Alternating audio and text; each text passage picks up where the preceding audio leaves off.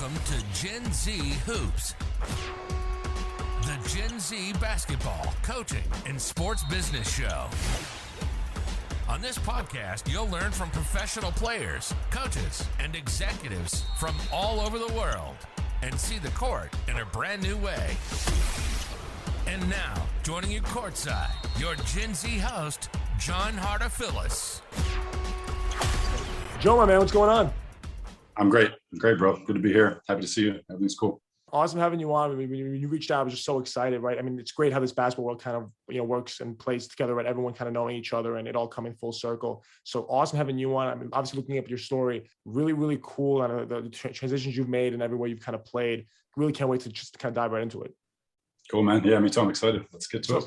So, I mean, there's a lot of cool stuff, and I'm sure everyone always jumps into like asking about the NBA and professional overseas and all that cool stuff. But I'm more curious about you growing up, right? You're the first, number one, Taiwanese-born NBA player. But right, growing up in Taiwan, like, what was that like, and kind of falling in love with basketball over there? I mean, what did that look like for you? That's so cool to me. First of all, it was like nobody else's NBA journey in the whole world, for sure. Nobody. So there's no like European American basketball player who's ever grown up in Asia. So I'm definitely the first to do that. Now it has its own like stylistic elements of like how I learned how to play the game, which affected my personal game. But mostly it was the nuances of the experience. Like I was born in Taiwan, but I grew up in Beijing. And I guess the number one thing to know is I was not surrounded by anybody that played basketball. Nobody. Wow. I wasn't plugged into the AAU circuit. I wasn't plugged into trainers. I wasn't plugged into coaches. I wasn't ranked. Nobody knew who I was, and I didn't know who anybody else was. All I did was play on dirt basketball courts, one-on-one, all by myself. I never played 5-on-5. I watched Michael Jordan videos every day. We barely got any NBA. And I was like living on the moon, basically, dreaming about going back to Earth to play in the NBA. That's what it was. That's crazy. I've never heard anyone talk about that. All these episodes, right? So think about, right, being on the moon and then just coming here. Cause it's funny. Like you've always heard people say, Jordan learned from Dr. J and LeBron, and like they've taken from other guys, right? Like, it's not like you grew up on an island. Would you kind of say that that's kind of how you grew up? Like kind of on a basketball island almost, like kind of doing it all on your own? Bro, I grew up in basketball outer space. Yeah. I love that. That's so cool. And then what was maybe that transition? When was the first time maybe you found someone else that played basketball too? Like how old were you? All right, so just to clarify this, my brothers played basketball, my dad played basketball, and people at my school played basketball, but nobody played at any kind of high level. I couldn't travel within like 10, 20 miles, go to another school, go to a prep school, find a coach who has an expertise who can help me. I couldn't do any of that. That's what it was. It was just such a low level that to dream about the NBA was such a ridiculous thing to be dreaming. That's what the case was. Now, I played basketball. Like I dabbled in 5-on-5 in the way that you would have dabbled in 5-on-5 in PE in school.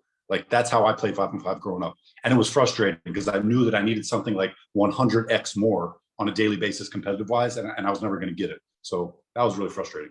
So when did you end up getting that? Like, was it once you came over to the States? Like, what yeah. So I used to come to the States every summer and I would try to get in camp. So I used to go to like Maryland camp. Eventually I went to 5-star camp. And once I got too exposed to like some of the high level players, I'll basically take like one or two things from them back to China with me and work on them all day nonstop. Like it would just become, okay, I learned one thing from Marcus Ginyard and everyone was, hanging on his balls the whole camp. And I was like, all right, I'm going to be that guy next camp. So I would go to China for 10 months and work on that by myself on the playground, all alone for 3 hours a day after school until I had it down pat, come back in the next summer and try to dominate guys. Like, that's what I did. So it's a 5-star camp. I mean, those are all like legendary camps. How did you even find out about those to even get the chance to go there? Yeah, I mean, I'm not that old. We had the internet back then. So like I was plugged in a little bit, but it was more like dreaming. Like when you're in America, like everything's at your fingertips. But when you're overseas, especially in the late 90s and early 2000s, like everything was like a pipe dream. You had to plan like 6 months ahead. So 5-star, it was something I could do, but still I had to plan really far ahead. And it became like the highlight of my life, like the highlight of my decade. Okay, so then what did like you said, like not having AAU and stuff, like high school, right? Being like, what did that look like for you? And then right when you got to college, like how did that recruitment process? That must have been crazy, that recruitment process. But well, first of all, I had no offers out of high school, like none, zero, not a single Division I offer. So wow. Coming out of high school, I was 17 years old, so I was a little bit young. I had not a single Division I offer. 4 years later, I was a lottery pick. So, I mean, it's the most unbelievable, like, look, I'm trying to take myself out of it. I don't care that it's my story. I'm just saying, as a sports story, it's the most unbelievable sports story in the world. So basically, I came to high school in America when I was a junior. I played 2 years and I didn't even play. Like when I came back, I didn't start on my team. I wasn't even a good player because I'd never played 5-on-5 before. Like the only thing I had done is sit around on the playground by myself, play one-on-one by myself and dunk the basketball. So I didn't know how to play. So the recruiting process was like nothing. It was like D3 schools talking about, oh, you're 6'6", you're 6'7", we want you to come play with us. And I'm like, dude, I'm trying to go to the NBA. Do people understand? But then they were like, no, Joe, you don't understand. You're not any good. So that's basically what my recruiting experience was for me. People telling me I'm not good and me telling them, no, I'm really good at one-on-one all by myself when no one's around. So that was it. How long did it take you to maybe pick, like, right, they're saying you're not good. How long did it take you to prove those people wrong and stuff? I mean, did it kind of happen that first year? No, it took forever. I mean, you're talking about high school? In college. Once you got to yeah, in college. Yeah, it was an ongoing process. So every level that I went through, I had to take a long, painstaking time to prove myself. And part of it was because I had such a big learning curve, because I didn't really start to play 5-on-5 basketball until I was 16. So I had a huge, crazy learning curve to overcome. Plus, growing up in China, you have some personal issues from a socialization standpoint. I mean, I'm here from New York. You can plug into places, you can talk to people, you can get to know people. Like growing up as like a social outcast overseas comes with its challenges when you get plugged into a culture like America, like in America. So when I would go places like high school, prep school, college, I went to prep school, by the way, I had to plug in. As a basketball player trying to excel on a team and with a coach, you got to get people to like you. And to get plugged in socially, that's a process. So that was something to overcome. The basketball learning curve was something to overcome. And then it generally would take me 6 months before I would get my feet wet. So I went to high school, couldn't get my feet wet for 6 months, couldn't find any success. Went to prep school, couldn't find any success for 6 months. Went to college, sat the bench my whole freshman year. My coaches were like perplexed. Like, this kid has all the talent in the world, but he can't play, he can't socialize, he can't plug into the system, what's going on. It takes me time, and it took me time. And to answer your question, it didn't all take off at any level that I was at until between 6 and 9 months of me being there. You know, that's when I was able to put it all together. But the reason was because I was always working tirelessly behind the scenes. So whatever shortcomings I had, I wasn't playing for this, and that reason. I was always working on it at nighttime, so that eventually it was just a matter of time before I would overcome it. That makes so much sense. And the biggest thing that I coach, right, freshman JV basketball, and all, right, when guys aren't playing, they get demoralized, they can kind of end their season right then and there. How are you overcoming that, right? I mean, it happens all the time. Right? You see guys, they don't play, and they give up on the sport completely. How did you persevere through that, you know, and waiting those 6 months? It's pretty slow, 6 long months. Well, what people got to understand is like, that's who I was. So like when coaches were like, all right, we're going to drag this guy's name through the dirt. We're going to drag his minutes into the dirt. We're going to not play him, tell him he's not going to be nothing, not give him anything to chew on to make him feel good and fuel his ambition. They don't understand. That's where I'm from. That's where I'm from. Like, you know, Brer Rabbit, the story, they throw the rabbit in the briar patch and they're like, oh, we're going to get him. But he's like, yo, I'm from here. Like, this is where I thrive. That's where I thrive. Yeah. I grew up on the moon, where nobody thought I was any good. Nobody knew who I was. I wasn't playing 5-on-5. I wasn't getting minutes. So when I'm on these teams experiencing that exact same thing, the coaches are like, oh, is this kid going to get demoralized? And I'm like, this is where I grew up, bro. Like, this is where I thrive. So spending those 6 months in like basketball purgatory at every level that I went through was really a place that I knew how to overcome the challenges of that space. I really thrived in that area. So it wasn't for me a matter of like overcoming the stress of that. It was more like enjoying the comfort of it and having patience, knowing that eventually I'm going to be all right. Only because I was working. The work is what gave you the confidence to know that I'm getting out of this basketball purgatory at some point. So I'm going to clip this for sure and show this to my freshman, sophomore, whoever it is. I'm showing it to them. Hopefully they can take something from it, because that's an inspirational story. And you obviously did it, right? You made through on that. So in college, right, you had more than 6 months. You had 4 years in college. So that right after that freshman year of basketball purgatory. So tell me about sophomore year. That must have been a movie. All right. So first, it was 3 years. A lot of people forget this because they feel like my name was getting tossed around in NCAA circles for a while, but I was only there for 3 years. So sophomore year was my second year with John Beeline, who ended up going to Michigan. He ended up playing in coaching in the NBA. I think he's going to be a Hall of Famer one day. Amazing coach. One of the headiest coaches I've ever had. In my opinion, should have been a pro coach his whole career. So my sophomore year was one of the craziest ups and craziest downs you could ever imagine in a basketball life. Look, I want to take a minute to say this. People, when they talk about sports lives, about college players, about NBA players, about pro players, they trivialize and underestimate the impact of these truly monumental stories that we have to tell. Like, I'm going to tell you right now, my sophomore year at West Virginia University. Like, do you understand the magnitude of that? Like, you coach in high school, right? Yep. You understand the magnitude of telling a story about playing basketball at West Virginia University? Oh, yeah. It's unbelievable. Anything that I would have to say about it is unbelievable just to be there. So when I say like the most amazing high, what I mean is this: I dreamed about this for 10 years before I was there. So I can't believe that I'm there, and suddenly I'm starting on the basketball team playing for a future Hall of Famer. Right. Unbelievable high of my life. Couldn't believe it. And then unbelievable lows. I lost my starting spot. I lost the faith of all the coaches that once believed in me. I thought they were going to kick me off the team. Another player on my team who was younger than me took the spot, who was going to be there for another 3 years. And I thought it would never come back to me. And I thought all my work was going down the tubes. And I didn't know anything about transferring at the time. Like I said, I grew up on the moon. So I thought I was going to be stuck there and go nowhere, not go to the NBA. So the highest highs and the lowest lows. And that happened at the end of the season when we won the championship in the NIT tournament. And I was relegated to the end of the bench, basically. It was a tough tough season for me. But it was 12 months before I got drafted. So something happened there. Something happened there. So I gotta ask you what happened there, because like you were talking about facing adversity before that, but that's a different kind of adversity. Sitting at the end of the bench because you haven't got to obtain those skills yet and you have to grind for it. That's different than the kind of adversity you just described. So that summer must have been like crazy. Like, you must have been working out tirelessly. I mean, tell us about that and what kind of prepared you for one hell of a junior season. Man, the world can't imagine what I did before that summer. The only people that could talk to you about it is my trainer that year and my teammates that year. Nobody could understand what happened that summer. And I'm not going to take credit for it. I'm going to give credit to three people. Number one, Bob Huggins, another future Hall of Famer who I played for. I'm sorry. Back up. Four people. Number one is Eric Martin, a coach at West Virginia, an assistant coach who came in. There was a coaching change. John Beeler went to Michigan. Bob Huggins and Eric Martin and his staff came to work with us, put his arm around me and said, Joe, I see your talent. You're my boy, and I'm going to help you. He just come off a stint of 10 years playing pro in Europe. He's exactly what I needed. He plugged into my life and gave me the ins and outs, the when to zig, when to zag, told me what to do. Number two, Bob Huggins, same, put his arm around me, said, Joe, you're too skinny, but you're talented beyond belief. You get your job done in the weight room, and I'll get you to the NBA. That's what he said to me, and he meant it, and he believed it. He believed in me. And every day he told me, Joe, I'm not going to cheat you, which meant he's going to ride my ass, which he did. It was, you can't imagine what it's like to play for Bob Huggins when he wants you to succeed. When Bob Huggins wants you to succeed, you can't imagine what this is like.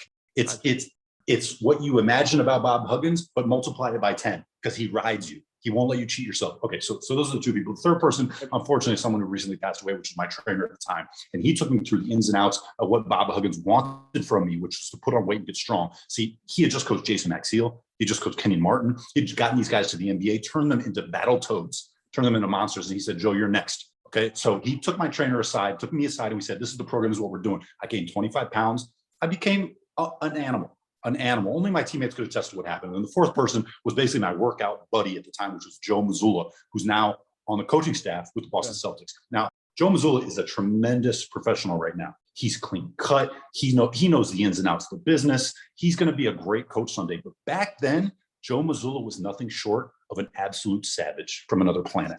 Now, as you know, as a basketball player, and as you know, coaching guys, it's not enough to have that energy in yourself, because I had that. You need somebody else to feed off of and to grow with. When you come into practice every day with a snarl on your face, you can't have 15 other guys that are like moping around, because energy is contagious. Joe Mazzulla was the other guy that came in wanting blood every day. So, we had 3 months of the offseason prepping for the year where I needed to want blood every day. And so Joe Mazzulla came in and fed off that energy with me. Anyways, what I'm trying to say is that offseason was certainly a product of my motivation and good things that I did, but it really came from the team that I had with me and behind me, the people that were involved, the right people in the right place at the right time. I love that whole thing about circumstance. It's that what you're saying is something I hope I could do for someone as a coach in any way. But it's funny you mentioned Joe Mazzulla, because I have him on LinkedIn. He has a nice picture of him and his family looking, smiling, all clean cut. And that's why I laugh so much, because you're saying he's a savage. I'm imagining like a totally opposite version of him. Sometimes savage people, they become so savage that they realize they got to put it together. Gotcha. And that's a level of savagery too. So it is. No, definitely. That's definitely that's the next step. That's a great thing thinking about that. It's just obviously fun. I had to laugh at that. That was just too funny. But it's awesome thinking about the mentors right there, that they got you on track. So you told us about the work that went into it. Now I just want to hear about putting you now you got to put that product on the floor, like opening, first game. What kind of, you're getting to unleash all this new ability. What kind of happened? So we didn't have success early on. In fact, Bob Huggins took me aside many times on the team flights home. You had a bad game. He's like yelling at you. I thought you were Kenyon Martin. That's what I thought you were, Joe Alexander. You're not, and you're never going to be, in front of all my teammates who had my respect at the time. And now it's fallen off a cliff. And I got a ride on the team bus and the team plane with him sitting diagonal behind me, knowing he's eyeballing me the whole time, shaking his head. This kid, this mother effer, this kid, Bob Huggins. Yeah. Saying this like over my shoulder. I know he's thinking that about me. And I'm thinking he's ready to replace me. So it was tough early on. Like we had early losses to Tennessee that we should have won. Well, I don't know if you remember those teams, quality teams back in the day. So we had a slow start. Like I said, I'm the king of slow starts, man. I needed time to put it all together. The beginning of the season was hell for me. Didn't start to click until about December, January. Luckily, by then, I had posted decent enough numbers that my season averages were good enough to, plug into the NBA and say, oh, this guy, had a good year. But really, the beginning of the season was rough, man. And I know you're coaching kids, and I think just kids don't appreciate how guys that make it, in the business, the magnitude of time that they spend in the dirt, man. Just shove. Can I swear on this podcast? Oh, go for it. Go for it. Just shoveling shit, bro. And how did that season go? I shoveled shit for the first half of it. That's how it went. After all the hard work and all the promises and all the, oh, this is amazing and things are going to be great, I shoveled shit. That's the answer. Definitely. Wow. So that season, so capping it off, right? You fix your averages, right? You're now you're becoming someone that's high up on draft boards. What's the pre-draft process like for someone? Right? I mean, are you still shoveling some shit over there, or was that a little bit better? All right. So I told you I grew up playing on dirt courts with nobody around, not playing 5-on-5. But what I was doing is I was playing one-on-one. Let me tell you what I used to do growing up. Okay. Let me tell you what I used to do. I used to come home from school, and by home, I mean I used to walk across from the school and get on the court immediately. And for about 3, 4, maybe 5 hours every day, anybody that walked in that gate where that court was, they weren't allowed to play. They had to come play me one-on-one. And I would take them one by one. Sometimes 10 guys, 20 guys in the day, just one by one. All I did was play one-on-one. And from the time I was in high school until the NBA draft, I knew I was the best one-on-one player in the whole world. And guys know that to this day at the pro level, to this day. All I had done my whole life was play one-on-one. I never played 5-on-5. I never cared about it. And so when the NBA draft workouts came along and they threw us in the gym and they threw the ball out and I'm sitting there counting guys, I'm like counting heads, there's 6 guys in here. Like, we're not about to hoop. What are we about to do? We're about to shoot a little bit. And we shoot a little bit, and then afterwards they roll the ball out and say, guys, let's play ones. Oh, man. And I'm like, excuse me? Like, I just hit the jackpot. Well, I just hit the lottery is what I was thinking. We play ones, and I'm in workouts thinking like, okay, this guy might be a second round, maybe late second round, maybe he needs to go back to school. And the coaches roll the ball out to play ones, and they're like, guy's the best player in the gym. And every player that I work out with who was supposed to be drafted ahead of me, suddenly I leapfrog them in the draft. And the reason is because in these pre-draft workouts, you don't play basketball, you play one-on-one. And I didn't know how to play basketball at the time. I knew how to play one-on-one. That's all I did. That's all I specialized in. Like, basketball-wise, I was like a D3 player. But one-on-one-wise, I was like a gold medal Olympian. So luckily, the pre-draft process was a process of playing a little bit of 2-on-2, very few 3-on-3, shooting 3-pointers, and playing one-on-one. I got in those workouts with Chase Budinger, and he's killing me shooting threes. We're shooting 5 spots. I remember he made 24 out of 25 at one point. I'm like, this is a travesty. But then we got to play on one-on-one, and everything changed for me. So it was a great, great, great experience. I wish I could do it again. Do you still play a lot of one-on-one like to this day? Like, how does that? Like, that's all I do. That's all I do, bro. I kind of knew what answer I was getting in that one. Yeah, that's all I do, bro. Are you playing? What about today? Are you playing one-on-one after we get off the show? Look, man, this week has been a jump rope only week because I'm addressing some injuries and stuff. Gotcha. And it's been a great week, man. I love jump rope weeks. It means all I'm doing is working on quick feet. Okay. I love it. Jump up, it's such a good way to relax. I mean, you just feel so. Once you learn a new trick and stuff, and you just figure one out, you see something, right? I know you're plugged in immediately when you say learn a new trick. Right. I know you're plugged in, man. Yeah. Guys think, oh, jump rope, I'm out here to do cardio. No. We're doing tricks. Yeah. That's the point. Love that. No, it's when I was younger, my uncle, I had no idea. I was always hitting my feet, and my legs were always so scraped. And my uncle just said, okay, just keep going. You'll eventually get a double under. My first double under, dude, no one could talk to me for a week. You hit that first double under, no one's talking to me for a week, right? Once I got that.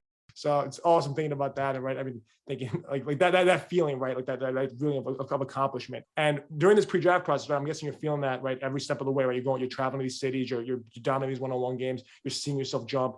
People on the phone like, oh my God, you might be a first round pick. Now you might be a lottery pick. So the draft night, did you know you were going in the top 10 or was that a super huge surprise? No, I knew. I got called back to the Bucks to do a second workout and told before I went there, they're going to take you at the spot. So don't mess up this workout. Don't go in there trying to impress them. They just want to know if you're a psycho or not. So they're going to sit you down and interview you.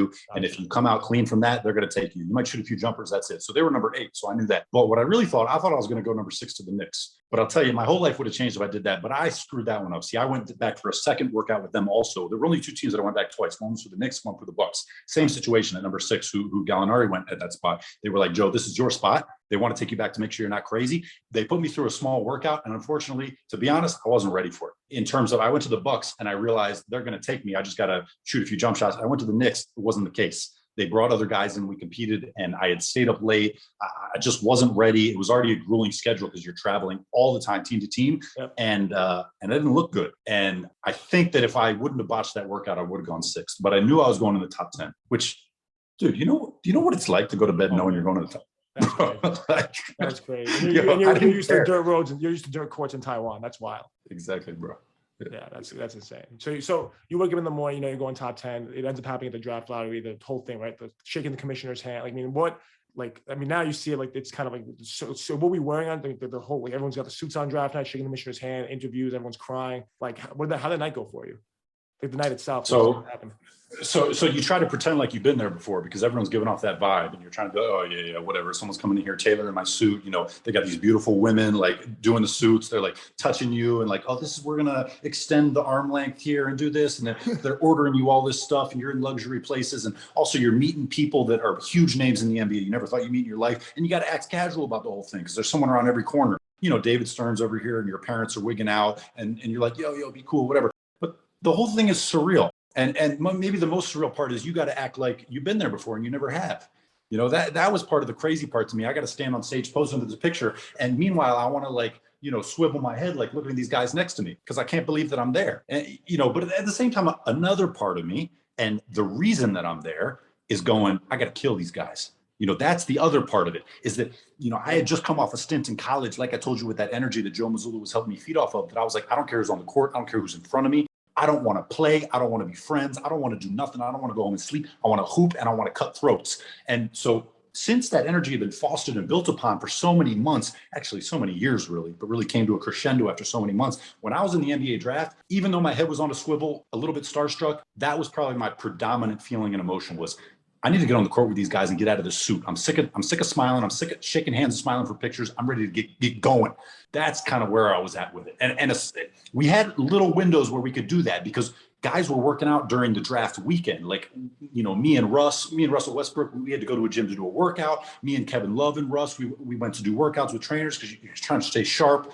You're getting ready for summer league. So all that smiling for pictures and our dreams are coming true happiness. There's a dark undertone underneath it, yep. Which is we're smiling at each other, but we're really smirking. Like, I'm coming to get you, boy. Like, and for me, that's what it was. So I don't think I was able to enjoy it the way that a normal person would enjoy it. But the truth is, a normal person wouldn't be there. So it's kind of ironic. You can't really experience it because to get there, you can't be yourself. You can't be a normal person. So. That's incredible thinking about, right? Having to kind of be something else to attain that level of greatness or level of your craft is pretty cool. And for those listeners that maybe don't know, it's the 2008 draft. So when you mentioned guys like Westbrook and Kevin Love, it's the 2008 draft we're talking about when you were a number 8 overall. So you went on to mention how like you have that kind of smirk, like, I'm gonna get these guys. How would you rank that summer, compare that summer to the summer before going to junior year? Because that summer before going to junior year was kind of crazy. What was the summer going to your rookie year like? It was embarrassing. I'm embarrassed about it to this day. And it shows you how delicate your professional career is. So look, the only reason that I got to the pros, that I got to college, that I did what I did, any of it, was because I never missed a day. Never. I never missed a 10-hour period. There was never an hour of my life where the alarm clock didn't click and say, Joe, what's next? What's next on the docket for the next workout? Because you can't rest. You can't relax. Everybody in the world is trying to get you and you got to get them. That was how I lived. I never took a day off. And also I never let anybody derail me and throw me off my schedule. Joe, let's go do this. Let's go travel. Joe, let's go to dinner. No was my answer at all times, every time. And very ironically, one of the very first times that I answered yes was when my agent told me, we're going to throw you a draft party. And it was one of the very first parties I've ever been to, believe it or not. And definitely the first in a very long time was my draft party after draft night. And if I could go back and do it all again, I would have stayed true to myself, which is I don't go to parties. I go to the gym. And that's where I should have been the night after the draft. The next thing that I said yes to that I normally would say no to is the Bucks called me up and said, Joe, we have a media day tomorrow for you, celebrating you because of this music festival that happens in Milwaukee. We need you on a plane at 2 a.m. And my immediate visceral reaction from habit was, I don't do that. I'm sorry. I go in the gym. This is what I do. I go to sleep. I go to the gym. I don't get on planes in the middle of the night to go do media, to go talk to people. No, I'm a workout junkie. That's it. And that's all. But it's the Bucks and it's my new job. And keep in mind, I was coming off a weekend of smiling and shaking hands and, oh, isn't this great? Isn't this great? And so I was kind of in that mode. So I was like, yeah, let's do it. And I didn't know I had the power at the time to tell them, no, that's what I should have done. But what I'm saying is it set a precedent that started to break down my habits that were necessities for my success. And my entire off season was more of the same, unfortunately, more of the same. And I came into the season what I would call a shell of myself because I had allowed the magnitude of the NBA the implications of the people who were talking to me, inviting me to things, I let it break down my habits of saying no. You know, it's one thing when your high school coach tells you, hey, can you go do this event? Or your college coach tells you, or, you know, your college, like a director of basketball operations tells you, hey, can you like not come to the gym tonight? They need to clean the floors. And you're like, I'll be there. They can sweep around me while I'm working out. And then it's another thing when Scott Skiles is telling you to do something, you do it. Or the GM who's your new boss tells you to do something, you do it. I wish I would have had maturity and presence of mind at the time to say, look, if I don't stay true to myself and what I do, I can't be successful here. So forget what you want. I'm gonna do what I want. John, how old are you? 21. You're 21? Yeah. You're what? Yeah. Everyone's surprised, but yeah. What? How old do you think I was? Look, man, you look 21. Thank you. You're the most articulate, impressive. I mean, what are you doing? You act like you're 27. That's what I'm trying to do. I'm trying to like be there where I'm like, you know what, if I was 27 right now, it'd all be okay. But I get that extra time to do. Thank you. My guy. Well, when you're 27, you'll be 6 years deep at being 27. So good. And that's so incredible thinking about thinking about, right. It's funny how you would always think that like the organizations or agents or people like that would always be pushing you to be your true self and always be working in the gym, but that might actually be where people might be pulling you away from stuff like that. I mean, how important is it to surround yourself? And maybe you figured it out later on, like in the months that followed. Okay, let me cancel out the noise, ease out those distractions, and focus on what really I'm about. Like how long after that summer or all those media appearances did it take you to figure that out for yourself? Man, I had that figured out and down pat since I was 10 years old. It's the only reason I was in that position to forget it in the first place. Now, the issue was not that I didn't understand that. It was that I finally, for the first time in my life, let some people in. See, my whole life had been about, look, these people are not trying to go to the NBA. They're not in line with your goals, so keep them out. See, I always try to keep the right people around me so that I can feed off of their thoughts, their goals. I want us to align and go in the right place. But I'd never had people in my life that I could align with because no one wants to go to the NBA. But finally, when I was in the NBA, I was like, oh, I can align with these people. Let them in. They might know what's best for me. They might be looking. And there was no malicious intent from anybody. In fact, everybody only wanted the best for me. It's my responsibility. You know, just like when I was 10 years old, 11-year-old, 12-year-old, it was my responsibility to keep the wrong people out, which was most people. It was still my responsibility in the NBA. I made the mistake of letting people pull me in this direction, that direction, that direction. It's no one's responsibility except my own to say, I can't go there. I got to go to the gym. I can't go there. I got to rest. I can't go there. I got to do my thing. I just let my guard down a little bit. And you know what? Like, of course, man, I was in the NBA. Yeah. Like I let my guard down just a little bit. And like I said, to begin this question that you asked me, that's how delicate it is. Go ahead, let your guard down for a second. You'll be out. Done. It's that fragile. It's that competitive.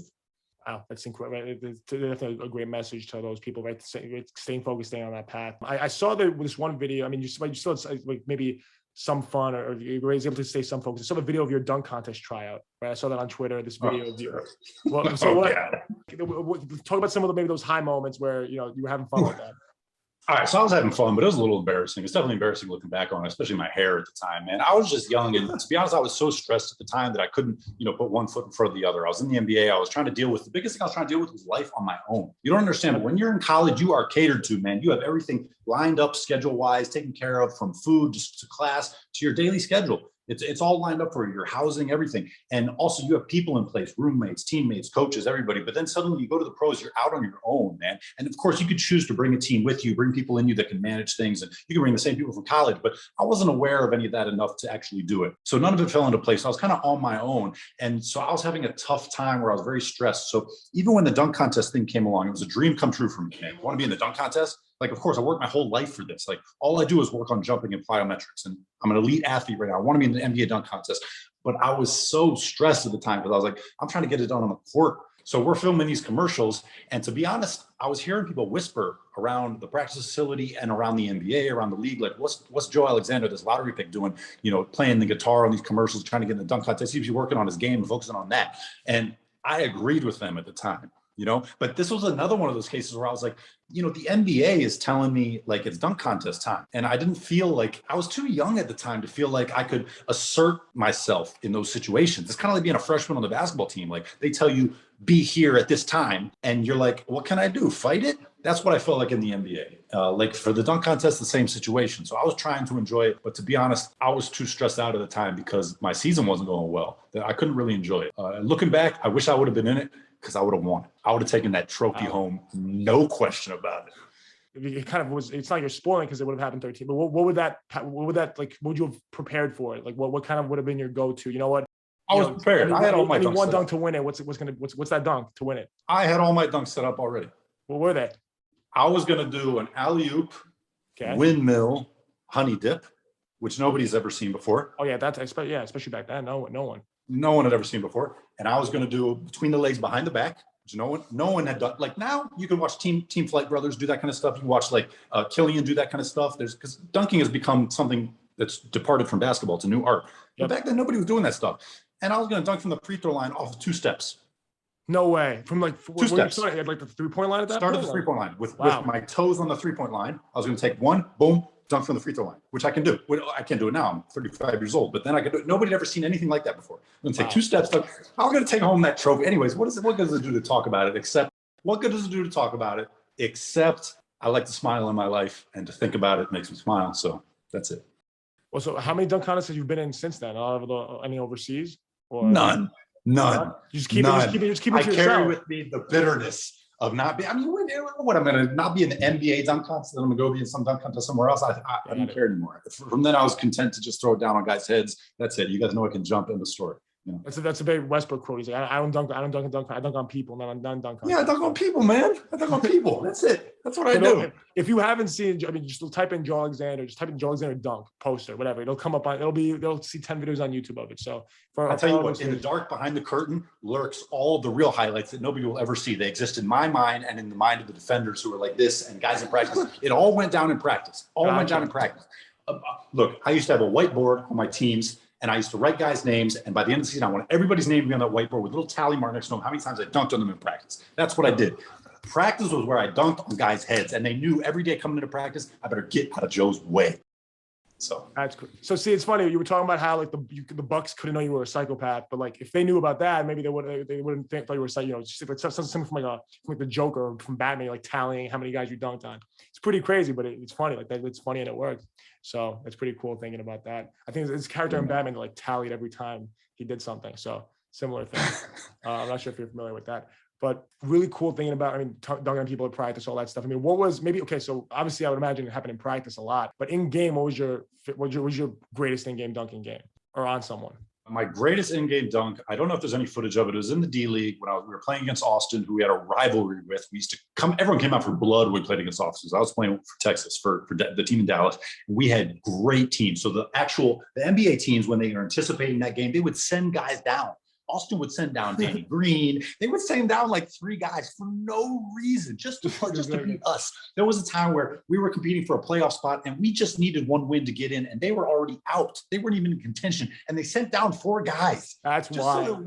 Just so we couldn't get to the playoffs. And we had Rashad McCants, we had Sean Williams from Boston College, we had Justin Denton, we had Booker Woodfoot. Like we were an animal team. We had Antonio Daniels. Our head coach was Nancy Lieberman. We were a monster team. Anyways, great days. But to answer your question, it was an accident. I drove baseline and I fumbled the ball on the way up. So I windmilled it and dunked it on and of course, you don't expect somebody to windmill when they're going to dunk. So he had his hands up. He was ready to block that thing. He was their center. He was 6'11". I can't remember his name. He was a French Cameroon player, good player. Had his hands up ready to block it. I fumbled a little bit, so I windmilled, boom, right on his head. That was my best dunk in the game. It was an accident. So I can't really say that I tried to do it, but I'll take that one to the grave. Windmill dunk on a 7-footer on his head, boom. Yeah. So I'm gonna have to. So we have some guys here at Gen Z Hoops are at 2-Way, which is our other kind of show, that are G League like fanatics, watch like guys that are really dialed into it, that have been watching it since that you probably dunked on that guy. So I'm gonna reach out to some of them and see if they can dig it up. Get that footage, bro. I'm getting it for you. It might be on because he told me, he said like some of the footage from before it became the G League is kind of grainy, kind of like on an iPhone. Yeah. But if it's still there. So even if it's like 1 pixel of you doing it, it's still there. I want that 1 pixel, bro. I got you with that. I'm gonna make some calls after this show's over.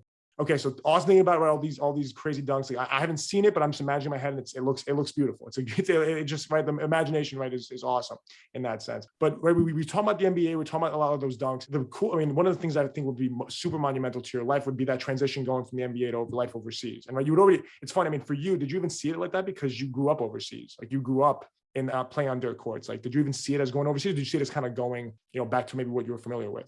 Nah, I saw it as a sabbatical because, there was so much emotion wrapped up in the whole process because all I ever saw with blinders on my whole life was the NBA. So anything that was a departure from that was just a little stint where I had to work harder, learn a little bit so I could get back. So when I went overseas, for me, it was just like going to the D League. It was just like, take a summer off, you're injured, you got to come back. I didn't think of it as like, I'm going overseas. If you would have told me then that I was going to be over here for the next, 7 years, I would have spit aggressively in your face. That's what I would have done. So when I came overseas, I was of the mentality that I'm not going there, man. I'm going there for 3 months to dominate, to come back, whatever that is. So I didn't think of it like, am I comfortable here? Or am I not? But I was not comfortable, to answer your question. When you go overseas, you're all by yourself. You don't bring your family with you, and you don't bring the opportunity for people to come visit you that only live an hour or two away. You're alone. And people don't understand what it's like to be alone in a country where you don't know people, you don't know the culture, you don't know how to read labels at a grocery store, you don't know how to navigate, how to get around, what apps to download that are the equivalent of Uber. You don't know nothing. And it's not a good feeling. And unless you're performing well on the basketball court, it's really difficult to overcome those negative feelings. And so for me, it was not a good experience. It didn't become a good experience until years later that I learned what to do. And if I could have like 5 prayers in my basketball life, one of them would have been that I would have had some knowledge to understand how to acclimate in Europe better. Man, that's what I would have wished for, because most of my career has been played in Europe. The NBA is such a great punctuation mark for my career that everybody likes to focus on, but really I'm a European pro, and I didn't learn the European game until halfway through my stint over here. Same with what would have happened in the NBA. If I would have stayed in the NBA, I wouldn't have learned how to really, succeed there until halfway through. I never had the opportunity to do that. But in Europe, I wish I would have plugged in immediately instead of thinking I'm just in a pit stop until I go back to the NBA. Definitely makes so much sense in thinking about it that way. And you've mentioned a lot of times going back to being alone and not having family with you or college, how you were taken care of, and it's different than the NBA. I'm curious whether it's family, whether it's teammates. I mean, did your family come over when you were in college or when you were in the league, or were they still in Taiwan? Did any teammates ever come with you overseas? Like, how did that look? You see this motion right here? You know what this is? This is pushing people away. Okay. This is how you get to where you're going in life. When people want to visit you, who their job is, they work in construction. People want to visit you that their job is, they work at whatever. Maybe they're real successful in real estate, whatever. I don't do that. I'm a basketball player, and you don't understand what I do, and nobody does. Get away from me. So the only reason I say that is, man, I wish I could have connected more with my family, more with my friends. I wish I would have made more friends, connected more with my teammates. People come visit me. Yeah, come see me overseas. But the truth is, here's the truth, man. You want to be a professional basketball player, you are isolated from the world. And the degree to which you're isolated is the degree to which you are not a natural player, because natural players can get away with a lot. If you're Allen Iverson, you can get away with not going to practice. Like, think about the extreme to which that is a departure from the normal procedures people need to be successful in the game. There's guys that are not naturals in any respect. They need to be on point as a disciplinarian with themselves. Everything needs to be in order every single day. And you can't do that with people visiting you, people taking up your time, pulling you in this direction and that. So no, people were not visiting me. They wanted to, but I would push them away. It was something that majorly contributed to a negative quality of life in many ways, but at the same time contributed to success on the basketball court, which in the broader sense of things creates a positive quality of life. So, you got to take the good with the bad. So no is the answer. People weren't visiting me. Gotcha. But I mean, at some point, right, you said it took you like 6 years, but at some point it clicked overseas and you understood the European game. You understood what it was like overseas. Like, what kind of, I mean, it's been maybe like 5 years since then, right? If I'm doing my math correctly. But how those last years been for you? Right? Building a family, right? Getting comfortable overseas, kind of figuring out how to live that dream overseas. It's been bittersweet as someone who can't let go of the dream of playing in the NBA. While still having to, it's always bittersweet to have success outside of it, because that it pulls you further away from what you actually wanted. And, as a basketball player, if you're honest with yourself, as a person, if you're honest with yourself, it's always going to hurt. But with that said, the lighter side of things is it's been amazing. It's been amazing to find success in Europe, because people in America, they think that you leave the NBA, go somewhere else and dominate. Doesn't happen. They think, oh, the NBA is basketball. The NBA is pro basketball. Overseas is some kind of weird amateur. No. Guys come over here thinking it's a cakewalk, and they get sent right back to where they came from. Like, it's a grind over here like you wouldn't believe. The elite of elite of elite of elite. Nobody in Europe plays at a high level who isn't, one fraction of a step away from the NBA. And so to be successful over here, to find success has been something that I have valued, like, just beyond, almost as much as I valued the NBA, because it was so difficult to find success here. Much more difficult than finding success in college, man. Like, you go to college, you go to a big time D1 school, you're like, I'm playing for John Beeline, Bob Huggins. I hope one day I can start. It's going to be such a monumental uphill climb. It's 5 times that in Europe.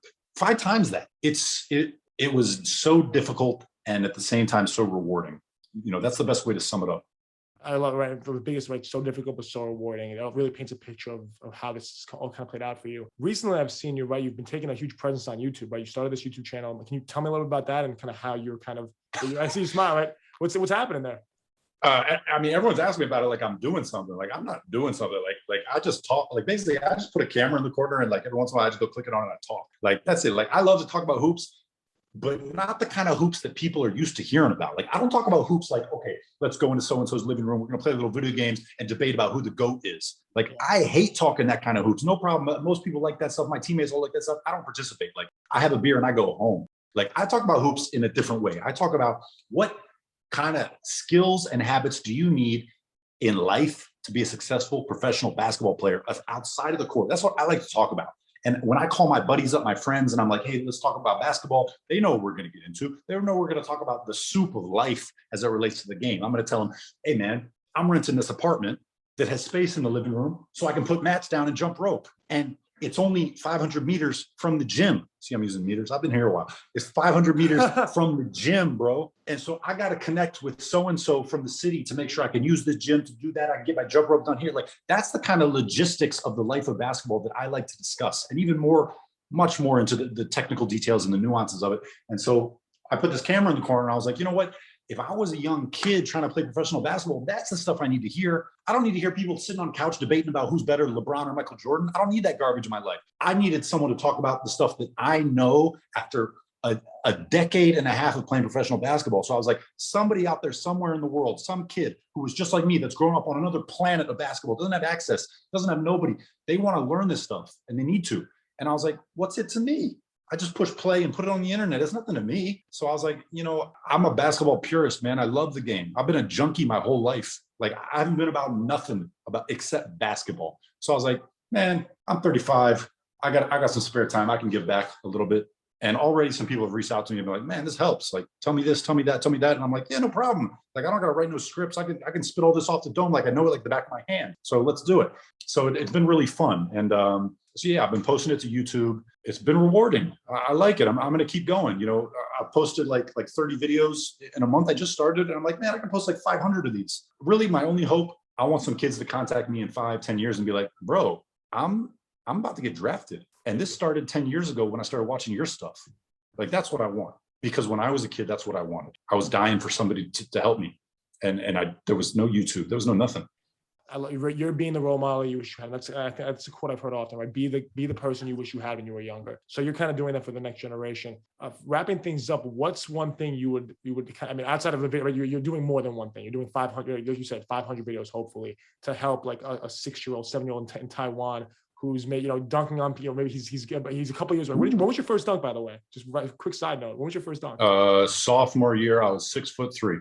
Gotcha. Okay, cool. But still, right? Like thinking about, right, like, so taking it back even a little further than that, right? You're young, maybe right before all the dunking, before all the handshakes with the commissioner, before all the contracts overseas. What's something you would tell that person that you didn't get to you unfortunately didn't get told? Wow.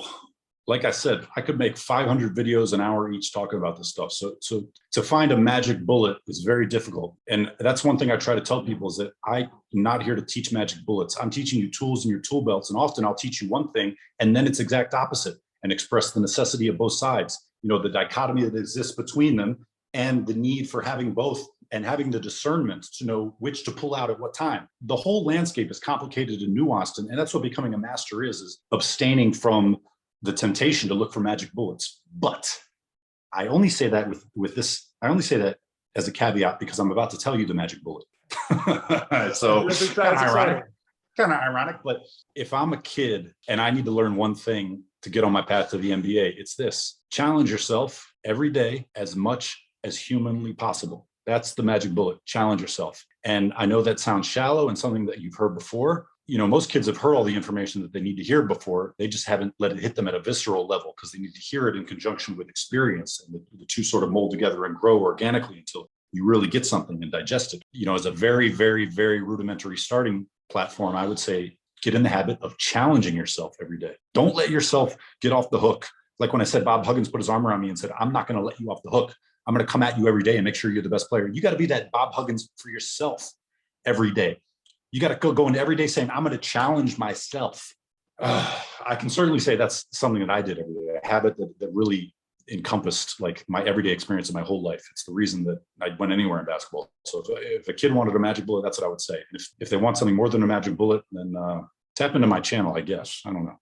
Well, so I hopefully a lot of times I'll get 4 or 5 texts after I post an episode of people saying this really helped me. I think I'm might even get a few more than that this time. So I'll definitely be forwarding those messages to you. Yeah, that's what I want, bro. That's what we want. I got you. Yeah, we want to empower the people, bro. We want to empower. Let me tell you what we want. We want to get people out of this cycle where their body starts to say, yo, I want to be a pro hooper. Like, I want to get good. I want to get better. And what do they get tossed up and caught up in when they go online, when they go out with their buddies, what do they get tossed up in? Idol worship. Oh, Steph Curry. Oh my God, James Harden. Like, what is all the basketball conversation centered around? It's around this idol worship of guys that are naturals that you can never be like if you tried in a million years. There's other stuff out there that you need to learn in order to get better.